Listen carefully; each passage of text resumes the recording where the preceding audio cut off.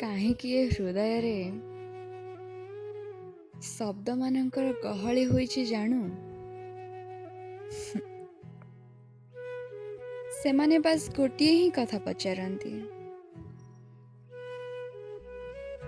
ସେ କ'ଣ ଏଯାଏଁ ଫେରିନି? ନା ତାକୁ ଆଉ କିଏ ନିଜର କରି ରଖିଦେଇଛି? ନା ତାର ଏ ଅବେଳରେ କେଉଁଠି ସନ୍ଧ୍ୟା ହୋଇଯାଇଛି ଯେ ସେ ଫେରି ପାରିନି?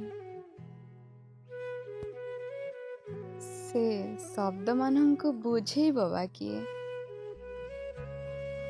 ଯିଏ ଦୁଃଖରେ ନୁହଁ, ରାଗରେ ନୁହଁ, ଖୁସିରେ ଖୁସିରେ ମୋଠୁ ବିଦାୟ ନେଇଛି, ସେ ଫେରିବ ବା କାହୁଁ?